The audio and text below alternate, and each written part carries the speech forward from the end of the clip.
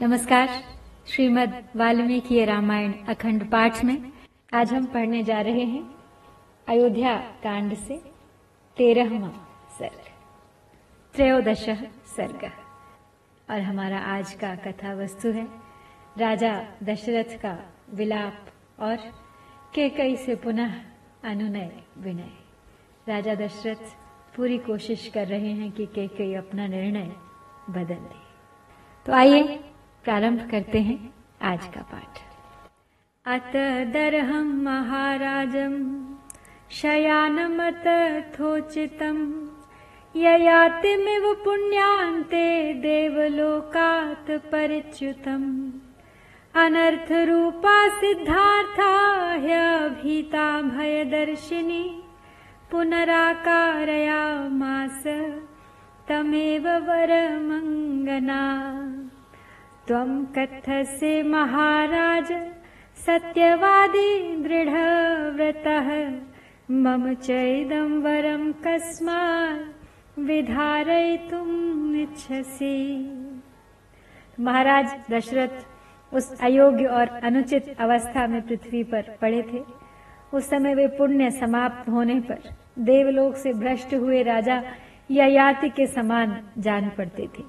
उनकी वैसी दशा देख अनर्थ की साक्षात मूर्ति कैकेयी, जिसका प्रयोजन अभी तक सिद्ध नहीं हुआ था, जो लोकापवाद का भय छोड़ चुकी थी और श्री राम से भरत के लिए भय देखती थी, पुनः उसी वर के लिए राजा को संबोधित करके कहने लगी, महाराज आप तो डींग मारा करते थे कि मैं बड़ा सत्यवादी और दृढ़ प्रतिज्ञ हूँ, फिर आप मेरे इस वरदान को क्यों हजम कर जाना चाहते हैं।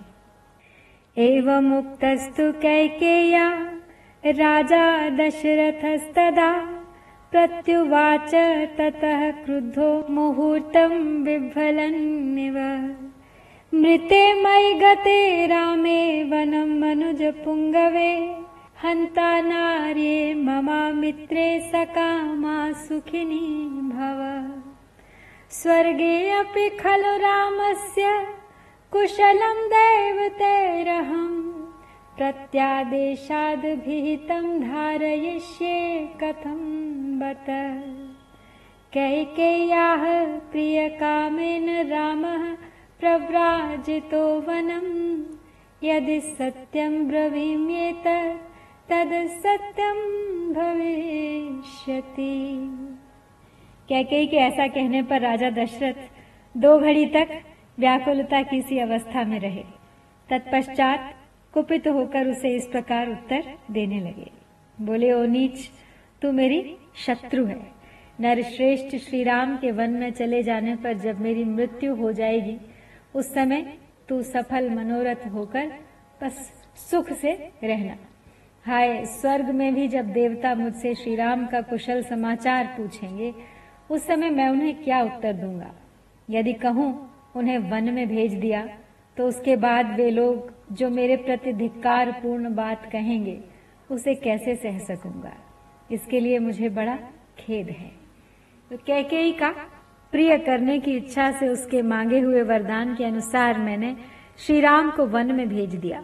यदि ऐसा कहूं और इसे सत्य बताऊं, तो मेरी वह पहली बात असत्य हो जाएगी, जिसके द्वारा मैंने राम को राज्य देने का आश्वासन दिया है।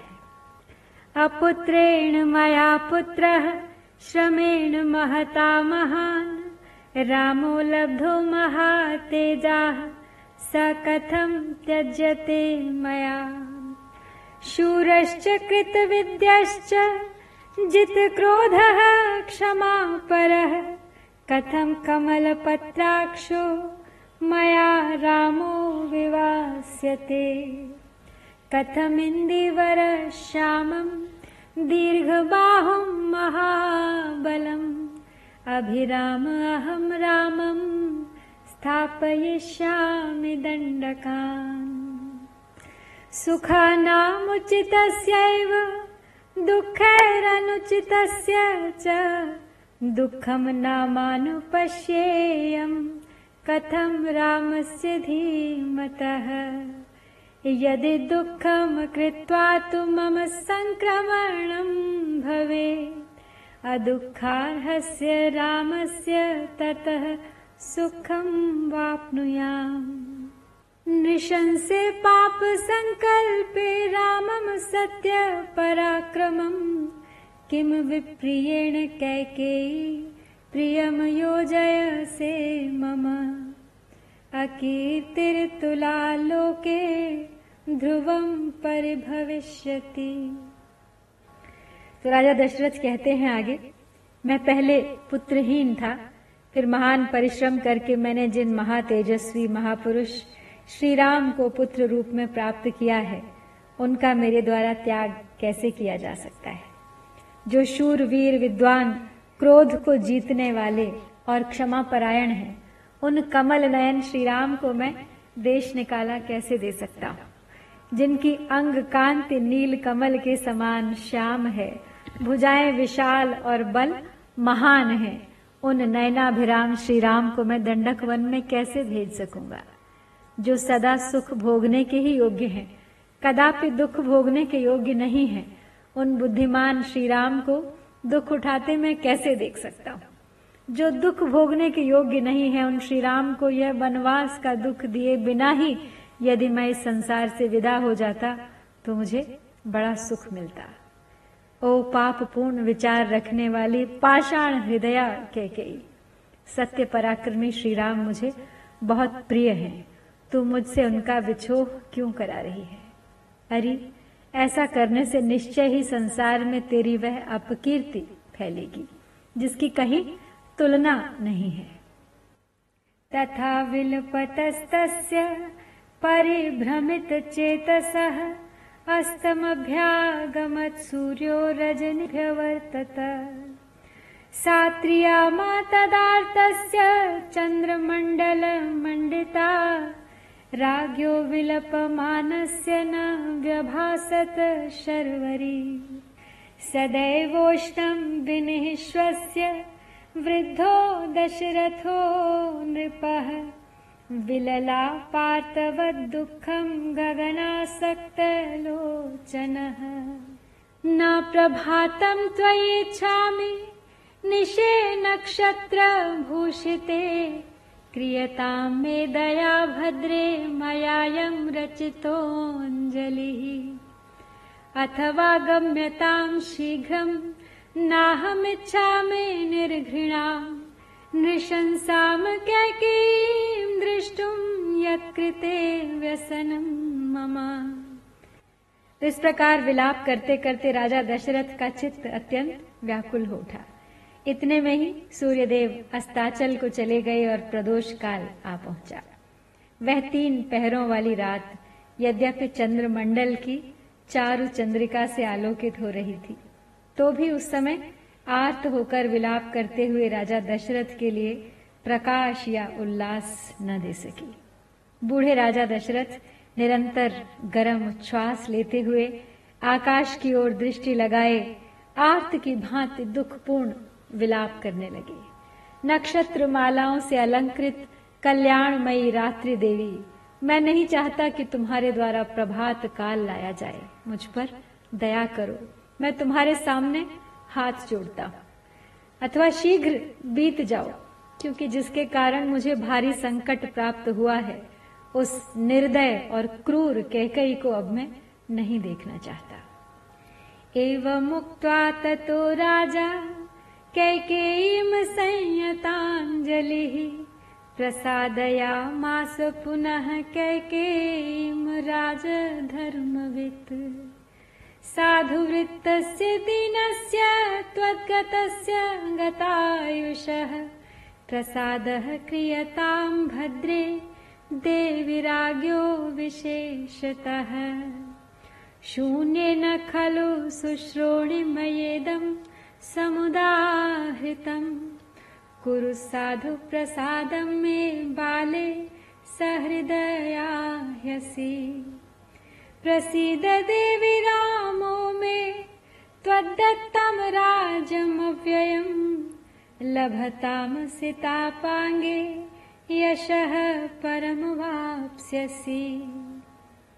मम रामस्य लोकस्य गुरुणां भरतस्य च प्रियमेतद्गुरु श्रोणी कुरु चारु मुखे क्षणे। तो कैकेयी से ऐसा कहकर राजधर्म के ज्ञाता राजा दशरथ ने पुनः हाथ जोड़कर उसे मनाने या प्रसन्न करने की चेष्टा आरंभ की। हे कल्याणमयी देवी, जो सदाचारी दीन तेरे आश्रित गतायु मरणासन्न और विशेषतः राजा है, ऐसे मुझ दशरथ पर कृपा कर। हे कैकेयी नंदिनी, मैंने जो यह श्री राम को राज्य देने की बात कही है, वह किसी सूने घर में नहीं, भरी सभा में घोषित की है। अतः बाले, तू बड़ी सहृदय है, इसलिए मुझ पर भली भांति कृपा कर, जिससे सभासदों द्वारा मेरा उपहास न हो। हे देवी, प्रसन्न हो जा। कजरारे नेत्र प्रांत वाली प्रिय मेरे श्री राम तेरे ही दिए हुए इस अक्षय राज्य को प्राप्त करें, इससे तुझे उत्तम यश की प्राप्ति होगी। हे सुमुखी सुलोचने, यह प्रस्ताव मुझको, श्री राम को, समस्त प्रजा वर्ग को, गुरुजनों को तथा भरत को भी प्रिय होगा। अतः मेरी बात मान और इसे पूर्ण कर दे। विशुद्ध भावस्य हि दुष्ट भावादीनस्य ताम्राश्रुकलस्य राज्ञः श्रुत्वा विचित्रं करुणं विलापं भर्तुर्नृशंसा न चकार वाक्यम्। ततः स राजा पुनरेव मूर्छितः प्रियां तुष्टां प्रतिकूल भाषिणीं समीक्ष्य पुत्रस्य विवासनं प्रति शितौ विसंज्ञो निपपात दुःखितः। इतीव राज्ञो व्यथितस्य सा निशा जगाम घोरं श्वसतो मनस्विनः। विबोध्यमानः प्रतिबोधनं तदा निवारयामास स राजसत्तमः। तो राजा के हृदय का भाव अत्यंत शुद्ध था। उनके आंसू भरे नेत्र लाल हो गए थे और वे दीन भाव से विचित्र करुणाजनक विलाप कर रहे थे। किंतु मन में दूषित विचार रखने वाली निष्ठुर कैकेयी ने पति के उस विलाप को सुनकर भी उनकी आज्ञा का पालन नहीं किया। इतनी अनुनय विनय के बाद भी जब प्रिया कैकेयी किसी तरह संतुष्ट न हो सकी और बराबर प्रतिकूल बात ही मुंह से निकालती गई, तब पुत्र के वनवास की बात सोचकर राजा पुनः दुख के मारे मूर्छित हो गए और सुध बुध खोकर पृथ्वी पर गिर पड़े। इस प्रकार व्यथित होकर भयंकर उच्छ्वास लेते हुए मनस्वी राजा दशरथ की वह रात धीरे धीरे बीत गई। प्रातःकाल राजा को जगाने के लिए मनोहर वाद्यों के साथ मंगल गान होने लगा, परंतु उन राज शिरोमणि ने तत्काल मनाही भेजकर वह सब बंद करा दिया। इस प्रकार यहाँ आज हम अयोध्या कांड से ये 13वां सर्ग संपन्न करते हैं। इत्यार्षे श्रीमद् रामायणे वाल्मीकिये आदि काव्ये अयोध्या कांडे 13 सर्ग। ओम श्री सीतारामचंद्राभ्याम्